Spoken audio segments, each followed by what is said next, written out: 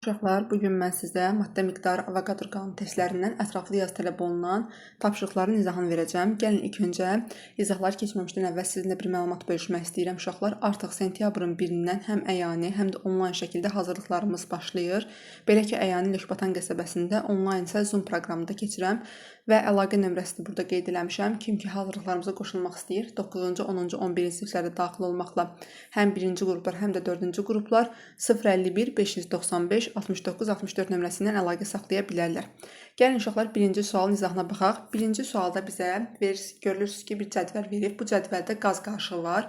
Yəni qaz qarışığının tərkibində isə qeyd olunub ki, SO2 və CH4-dür. Və görürsünüz ki, bizə cədvəldə verib qazların kütləsi hər ikisinin A. Yəni bu nə deməkdir? Həm kükürt dioksidin, həm də ki, metanın kütləsi eynidir.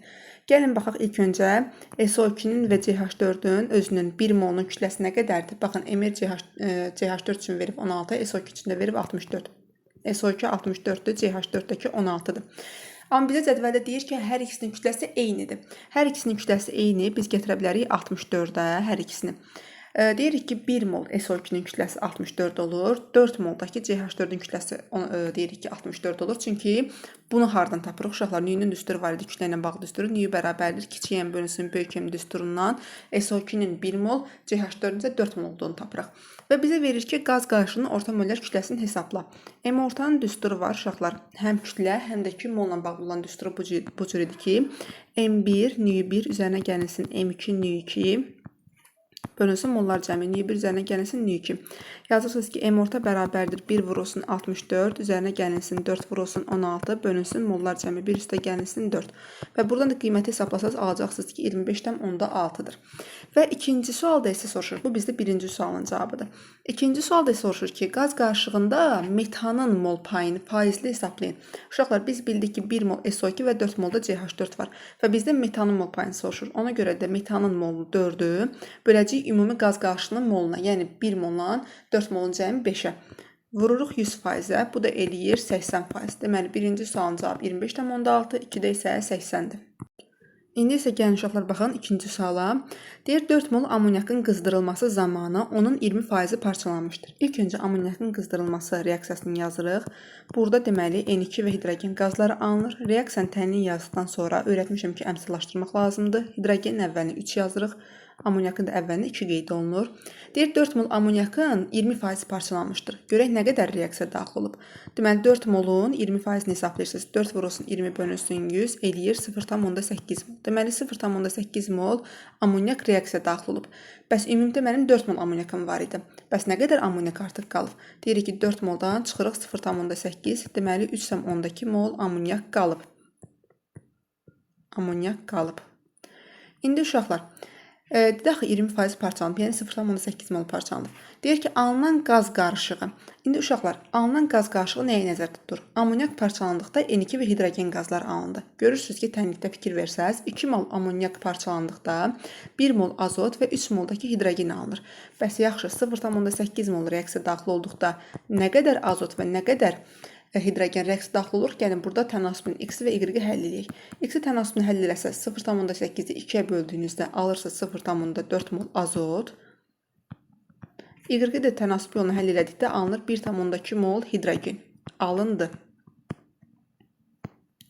Alınan qaz qarışığını uşaqlar, mən sizə öyrətmişəm ki, əgər reaksiyadan alınan maddələr varsa, həmin o molları yazırıq, yəni 0,4 mol azot və 1,2 mol hidrogen və eyni zamanda əvvəldə hansı ki, reaksiyada maddələr götürülüb, dedim ki, biri tam reaksiya daxil olur və yaxud da müəyyən qədər reaksiya daxil olur, yerdə qalansa artıq qalır. Biz də hesabladıq, gördük ki, 0,8 mol amonyak reaksiya daxil olub, amma 3,2 mol amonyak da artıq qalıb. Və bu qaz qarışığının tərkibində 3,2 mol amonyak da qeyd olunur. Çünki o artıq qalıb, qabın içərisindədir. Və indi deyir ki, bu alınan qaz qarışığı, yəni bizim də qaz qarışığımız hansı oldu? 0,4 mol azot oldu, 1,2 mol hidrogen oldu və 3,2 moldakı amonyak oldu. İndi alınan qaz qarışığının ümumi mol payını soruşur. Uşaqlar, 0,4-ün üzərinə 1,2 və üzərinə gəlirsiniz 3,2, bu eləyir 4,8 mol. Bu birinci sualın cavabıdır. İkinci sualda isə bizdə soruşur ki, alınan azotun kütləsi, uşaqlar, nə qədər azot alındı? 0,4 mol azot alındı. İndi bunun kütləsini soruşur. 1 mol azotun kütləsi əgər ki 28 qramdırsa, 0,4 mol azotun kütləsi də 0,4-ü vuracaqsınız 28-ə eləyəcək 11,2 qram. Gəlin uşaqlar 3-cü suala baxaq. 3-cü sualda bizə verilib, belə bir tənlik verilib. Birinci gəlin bu tənliyi yazaq. 2 mol X, 13 mol oksigenlə reaksiya daxil olduqda 8 mol karbon qazı və 10 moldakı su alınır. Deməli, bizdə bu X maddəsinin tərkibindəki olan elementləri araşdırmaq lazımdır. Uşaqlar, sağ tərəfdə görürəm ki, 8 karbon atomu varsa, deməli, sol tərəfdə də 8 karbon atomu olması lazımdır. Deməli, X maddəsinin tərkibində karbon elementi var. Və karbonun sayı indeks olaraq nə qədər götürüləcək? Əgər əvvəldə əmsal olaraq 2 qeyd olunubsa, indeksin karbonun 4 olmalıdır. Çünki 2-ni 4-ə vuranda 8 eləyir. Sol tərəfdə və sağ tərəfdə oksigen atomlarına baxsaq, hər iki tərəfdə bərabərdir və sağ tərəfdə görürsünüz ki, hidrogen atomu 20 dənədir. Sol tərəfdə də hidrogen atom sayı 20 olması üçün hidrogen indeksini yazırsınız 10. Deməli, sizin formunuz oldu C4H10. Bu birinci sualın cavabı idi. İkinci sualda isə deyir ki, həmin bu X qazının havaya görə nisbi sıxlığını müəyyən edin. Biz də bilirik ki, nisbi sıxlıq D hərfinə işarə olunur və D hava bərabər olmuş olacaq. Aldığımız qiymət C4H10-un indi MR-i neçə eləyir uşaqlar? Yazırsınız ki, MR C4H10 bərabərdir 4 karbon atomu və 10 hidrogen atomu var. 4 vurulsun 12 üzərinə gəlsin 10 eləyəcək 58. Həmin bu 58-i havanın MR-nə. Havanın MR-i uşaqlar baxın, M ortası qeyd olunub 29-dur. 58-i böləcəksiniz 29-a və nisbi sıxlığın qiymətini tapacaqsınız 2-dir. İndi isə uşaqlar gəlin baxaq 4-cü suala. 4-cü sualda bizə qrafikə əsasən kimyəvi reaksiyanın tənliyini tərtib edin və X-i müəyyən edin soruşur. Mən sizə öyrətmişəm ki, qrafikdə aşağı düşən oxlar reaksiya daxil olan maddələri göstərir, yuxarı qalxan oxlar isə reaksiyadan alınan maddələri göstərir. Fikir verin, qrafikdə A ilə B aşağı düşən ox olduğu üçün onlar deməli reaksiya daxil olur, C ilə D yuxarı qalxdığı üçün deməli onlar reaksiya məhsulu olur. Və biz tənliyimizi yazdıq və bizə qrafikdə M-lər verib, yəni kütlə ilə bağlı verib. Görürsünüz ki, A 12-də başlayıb 6-da düşür, deməli 6 qram A reaksiya daxil olub, B 10-da başlayıb 0-da bitib, deməli 10 qram B reaksiya daxil olub və deməli C görürsünüz ki, uşaqlar 0-dan qalxıb X-ə nə qədər, yəni ki, C alınıb bilinmir. D isə 0-dan 12-yə qalxıb, deməli 12 qram da D alınıb. Biz də bilirik ki, kütlələrin saxlanması qanununa əsasən reaksiya daxil olan maddələrin kütlələri cəmi ilə reaksiyadan alınan maddələrin kütlələri cəmi bərabər olur. Yəni 6 üzərinə gəlinsin 10 bərabərdir, X üzərinə gəlinsin 12, buradan X-in qiyməti tapılır, 4 olur. İndi uşaqlar gəlin 5-ci suala baxaq. 5-ci sualda bizə X qazının mollar kütləsini və qarışığın orta mollar kütləsini müəyyən edin soruşur. Qarışığın tərkibində verilib ki, NO2 və X maddəsidir. Amma biz bilmirik ki, NO2-də neçə moldur, ona görə A mol deyək, X-in də neçə mol olduğunu bilmədiyimiz üçün bir B mol deyək. Və bizə də verir ki, qarışıqda molekul sayı 3,1 vurulsun 10^23-dür. Uşaqlar, biz bilirik ki, nü bərabərdir, düstur var idi. N bölünsün NA düsturuna əsasən 3,1-i 3,1 vurulsun 10^23-ü böləcəksiniz. 6,2 vurulsun 10^23-ə və buradan da qiymət tapırsınız ki, nüyünün qiyməti 0,5 moldur. İndi, deməli, A ilə B-nin cəmi sizdə olacaq 0,5. Və bizdə qazların kütləsini verib NO2 üçün 9,2, X üçün də verib 4,8. Nüyünün uşaqlar kütlə ilə bağlı düsturu var idi. Nüy bərabərdir kiçik M bölünsün böyük M. Buradan kiçik M necə tapılır? Nüyünü vurursunuz böyük M-ə. Yəni ki, sizdə baxın, 9,2 kiçik M-dir, şərtdə verilən kiçik M-dir. 9,2 bərabərdir. İndi NO2-nin moluna dedik A mol, X-in də dedik moluna B mol. A vurulsun, NO2-nin M-ri 46. Buradan A-nın qiymətini tapırsınız ki, 0,2 moldur. Deməli, 0,2 mol sizdə nə var imiş? NO2 var imiş. Aynı anda B-nin cəmi 0,5-dir. Onda uşaqlar B neçə olacaq? 0,5-dən 0,2 çıxanda eləyir 0,3 molda B. Və deyir ki, bizdə həmin bu X maddəsinin kütləsi 4,8-dir. Yəni 0,3 molunun kütləsi 4,8-dirsə, bəs yaxşı, 1 molunun kütləsi neçə olacaq? Buradan tapırıq 16. Deməli, sizin X maddəsinin MR-i 16 imiş. İndi uşaqlar bizə nə soruşur? X qazının mollar kütləsini soruşur. Deməli, birinci sualda olur 16. İkinci sualda isə soruşur ki, qarışığın orta mollar kütləsini hesablayın. Orta mollar kütlə M orta bərabərdir. 0,2 mol NO2-dir. 0,2-ni vurursunuz NO2-nin MR-nə 46-ya. Üzərinə gəlirsiniz 0,3 molda sizə X maddəsi verib. 0,3 vurulsun X-in MR-i. Neçə tapdıq? 16. 0,3 vurulsun 16. 16. Bir dəqiqə.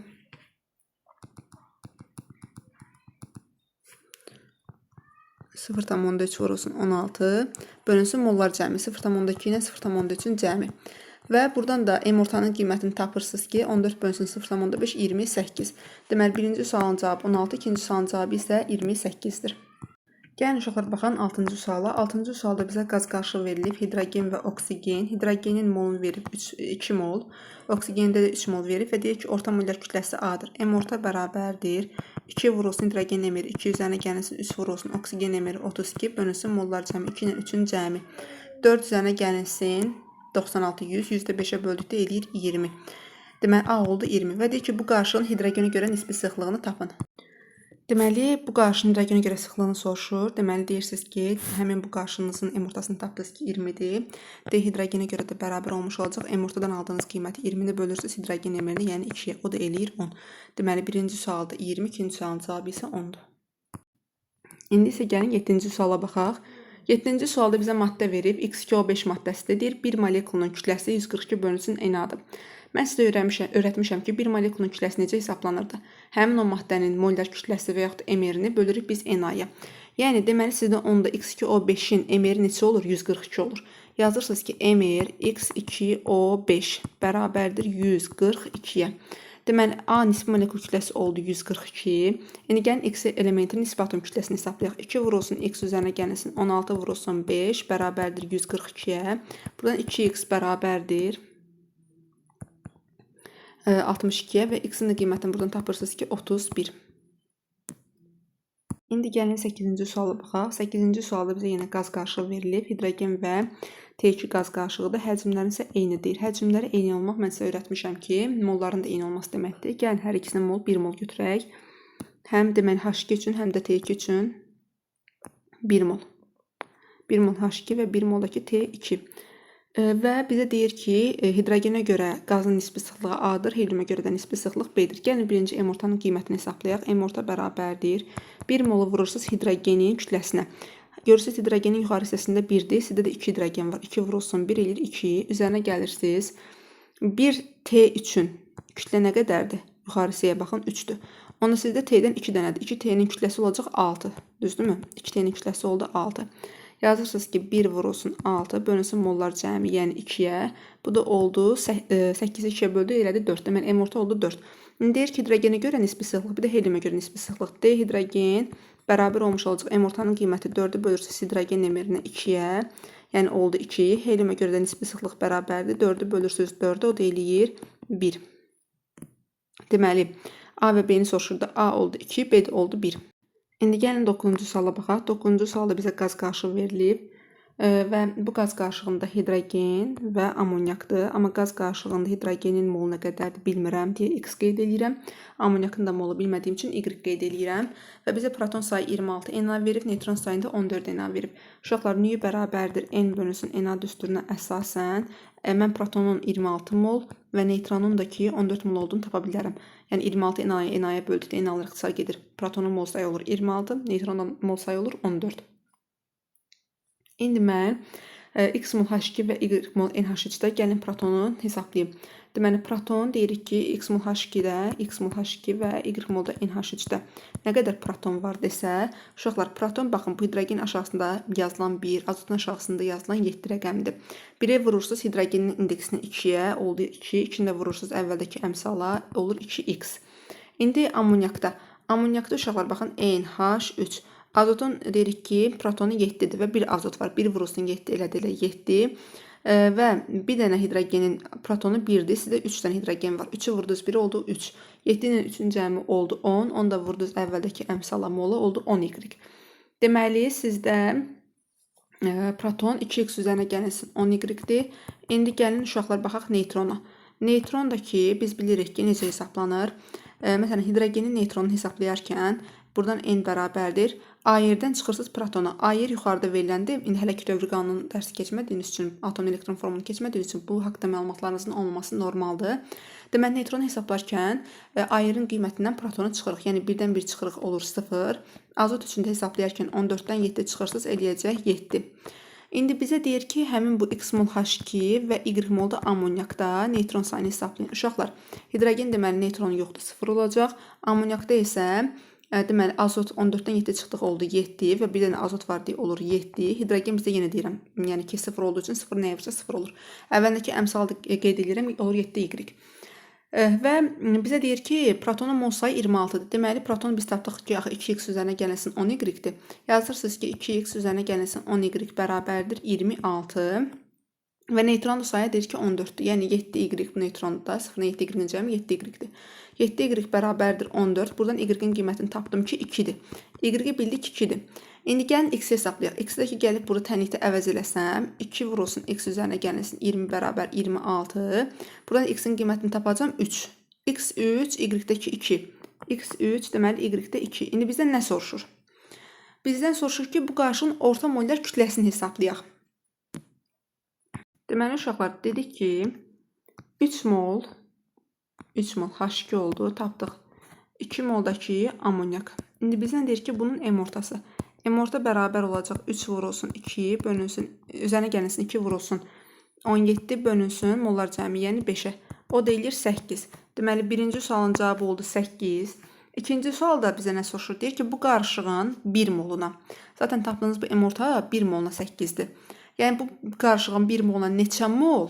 Bilmirik. A mol metan əlavə olunmalıdır ki, alınan qaz qarışığının orta molyar kütləsi 14 qram bölünsün olsun. Yəni yazırsınız ki, M ortanın qiyməti 14 bərabərdir. Onsuz da yenə deyirəm, 1 mola siz 8 tapmışsınız. Yazırsınız ki, 1 vurulsun 8. Üzərinə gəlirsiniz, bilmirsiniz nə qədər mol metan gəlmək lazımdır. Deyək bir A mol.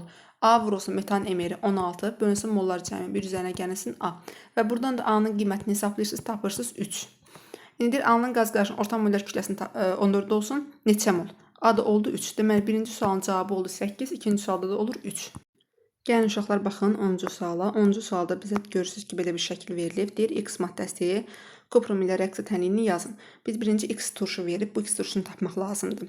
Zəif közərmiş çubuğu X turşuna əlavə etdikdə görürsünüz ki, bu çubuq burada yanır. Yəni buradan bir buxar çıxır. Və bu hansı turşu ola bilər uşaqlar? Bu qatı nitrat turşusu ola bilər. Və nitrat turşudakı biz bilirik ki, parçalanması zamanı, baxın, burada yazdım, qatı nitrat turşusu parçalandıqda NO2, oksigen və su verir. Bu yanmağa da kömək eləyən, baxın, bu buxarın çıxmasına yanmağa kömək eləyən oksigendir.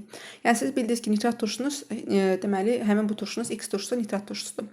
Və deyir ki, və qatı nitrat turşusudur. Deyir kuprum ilə reaksiyasından. Biz bilirik ki, mis pasiv metaldır, yəni ki, aktiv bir metal deyil. Aktiv bir metal deyil. Və pasiv metallar qatı nitrat turşusu ilə bizə NO2 verir. Amma duru nitrat turşusu nəsə NO verir. Deməli, burada reaksiya tənliyindən alınacaq. Kuprum üzərinə gəlinsin. Daha doğrusu, kuprum NO3-dən 2 dəfə. Kuprum NO3-dən 2 dəfə. Üzərinə gəlinsin NO2. Üzərinə gəlinsin su. Və əmsallaşdırırıq. Əmsallaşmanı isə bu əslində mövzu oktaşam induksiya reaksiyaları burada var deyə bunu ilk başda sizin üçün, yəni kim ki ilk dəfə bu topunu işləyir, bunun üçün yəni çətin gələ bilər. Çünki burada siz məsəl üçün nitrat turşusundan duruda, qatıda nə alındığını bilmirsiniz. Eyni zamanda oktaşam induksiya reaksiyanın əmsallaşmanı qurmağı bilmirsiniz. Gəlin mən də burada öyrədim. Yəni bəlkə bilənlər varsa burada tam anlayar. Uşaqlar biz bilirik ki, bəsit maddələrin oktaşma dərəcəsi 0-dır. Kupumda görürük ki, bəsit halda ona görə 0 qeyd edirik. Hidrogen 1, oksigen -2, azot olacaq -5. Deməli burada mis olacaq -2, azot olacaq -5, oksigen -2. Bunları yəni qeyd edirik. NO2-də oksigen -2, azot -4-dür. Sudakı oksigen -2, hidrogendəki -1-dir. Və burada əmsallaşmanı görürük ki, kuprum 0-dan gəlib kuprum -2-yə qeyd edirik. Azotdakı -5-dən gəlib azot -4-ə. Deməli 2, 1, yerin dəyişikliyi olur 1, 2. Deməli NO2-nin əvvəlinə əmsal 2 yazıram.